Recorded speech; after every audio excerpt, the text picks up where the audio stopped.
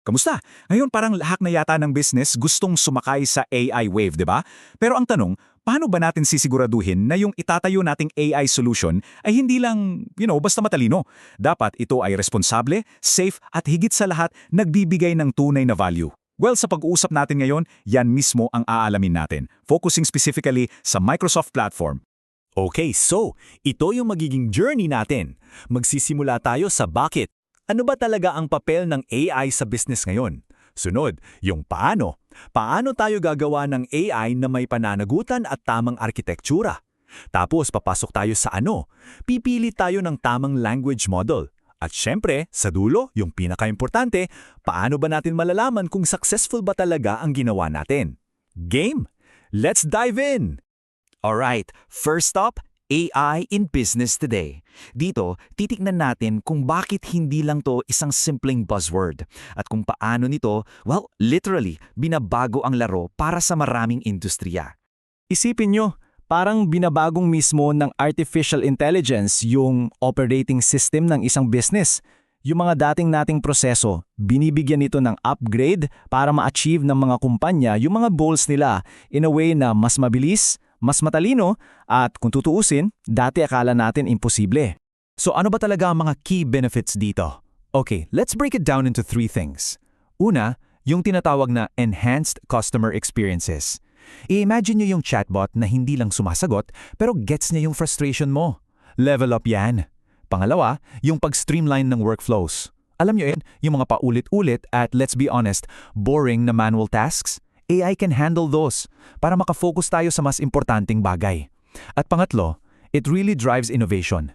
Nagbubukas ito ng pinto sa mga bagong produktong serbisyo na, dati nasa isip lang natin. So, para maabot natin lahat yan, 3 core ideas yung pag-uusapan natin.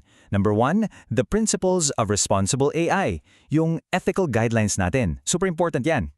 Number 2, paano ba i-customize and i-extend ang tools tulad ng Copilot? At number 3, yung tamang diskarte sa pag-design at pag-govern ng mga AI solutions. Ito yung 3 haligi na kailangan natin. Okay, so alam na natin yung bakit. Ngayon, punta na tayo sa unang paano. Building with responsibility. Kasi bago pa man tayo magsulat ng kahit isang line ng code, kailangan nating i-establish yung pundasyon. At yung pundasyon na yan ang tinatawag nating responsible AI. So ayon sa Microsoft, may 6 na core tenets. Isipin nyo to as our non-negotiables. Sila yung checklist na dapat nasa isip ng bawat AI developer at architect. Ito yung mga yon: fairness, reliability and safety, privacy and security, inclusiveness, transparency at syempre, accountability. Isa-isahin natin yan. Okay, let's break these down. Una, fairness. Sinisiguro nito na pantay-pantay ang epekto ng AI sa lahat para maiwasan yung bias.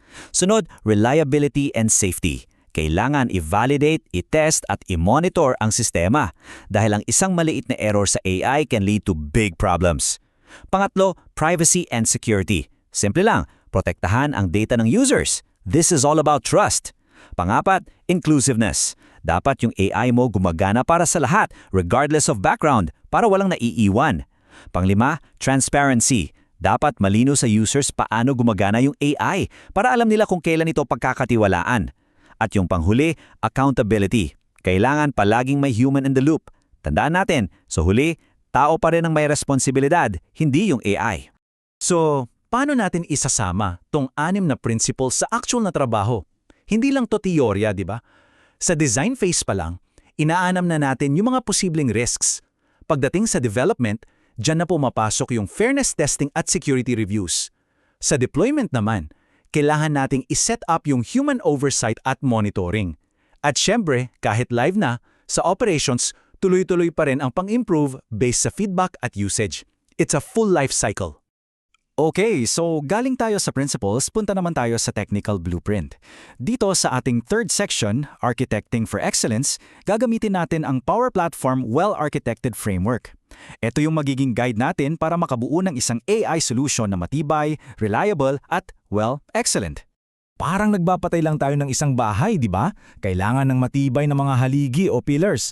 Ganon din sa AI solution natin. At may 5 tayong pillars dito. Una, reliability, para siguradong laging gumagana. Security, para protektado. Operational excellence para madali i-maintain, performance efficiency para mabilis, at experience optimization para user-friendly. Let's dive deeper into each pillar. Pag sinabi nating reliability, ang focus natin ay resiliency at uptime. Example niyan ay mga automation na may backup plans. Sa security, ang focus ay identity, access at data protection. Isang magandang example yung pag-secure ng customer data. Para sa operational excellence, tinitingnan natin yung monitoring at ALM o Application Lifecycle Management. Yan yung buong proseso from dev to deployment. Sa performance efficiency, ang goal ay scale at optimization. Isipin nyo, high-usage power apps. At sa experience optimization, ang focus natin ay yung user experience at accessibility. A great example is using Copilot in app for guidance. At ang maganda dito, kung pamilyar na kayo sa Azure Well-Architected Framework, may direct mapping yan sa Power Platform. For example, yung reliability sa Azure, ang katumbas niyan sa Power Platform ay flow retries and fallbacks. Yung security, yan yung mga DLP policies natin. Yung cost optimization, yan yung tamang pag-license. Operational excellence, ALM. At performance efficiency, scalable Dataverse apps. See? It all connects. Alright, now for a very critical technical decision. Sa ikaapat nating bahagi, pag-uusapan natin ang pagpili ng tamang language model. Ito yung tanong kailan mo dapat gamitin ang standard NLU, kailan ang Azure CLU, at kailan ka dapat lumipat sa mas powerful na generative AI, lalo na kung nasa loob ka ng Copilot Studio. So, isipin nyo na may dalawang klase ng utak na pagpipilian. Sa kaliwa, yung rule-based and structured. Sila yung parang masunuring empleyado na striktong sumusunod sa checklist.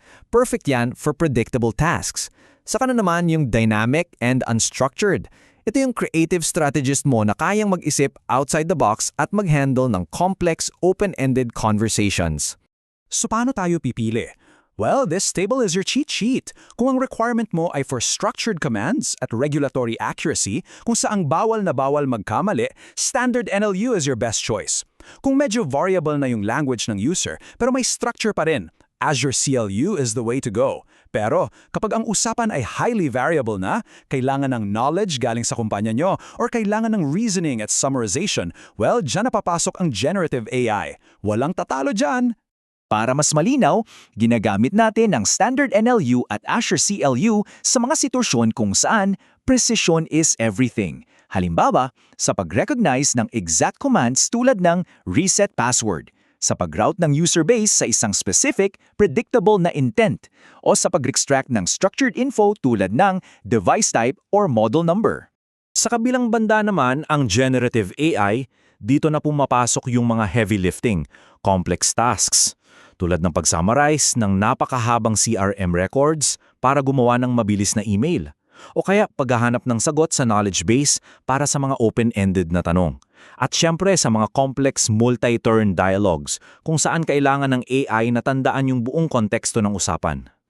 Okay, and for our final section, and I think ito yung pinaka-critical sa lahat, defining and measuring success. Kasi diba, ang daling gumawa ng AI. Ang tanong, paano natin malalaman kung may silbi ba talaga yung ginawa natin?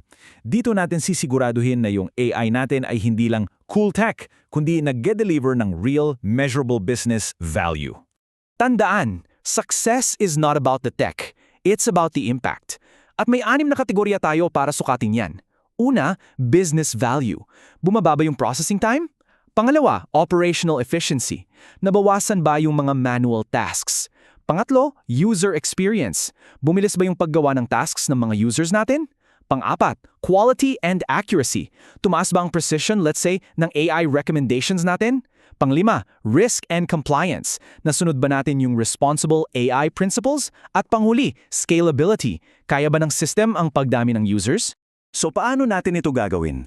Well, yung Cloud Adoption Framework ay may simpleng 4-step plan para sa atin. Step 1, mag-establish ng clear business outcomes. Ano ba talaga ang gusto nating ma-achieve? Step 2, mag-identify ng measurable AI scenarios. Step 3, i-assess kung feasible ba yung plano based sa data at skills natin. At Step 4, mag-establish ng program governance para masigurong maayos at ethical ang lahat. So sa pagtatapos, iiwan ko sa inyo ang tanong na to. Yung AI solution na binubuo nyo o pinaplano pa lang, dinisenyo ba ito hindi lang para gumana, kundi para magbigay ng tunay na halaga at may kaakibat na responsibilidad? Something to think about. Follow DX Labs for lore.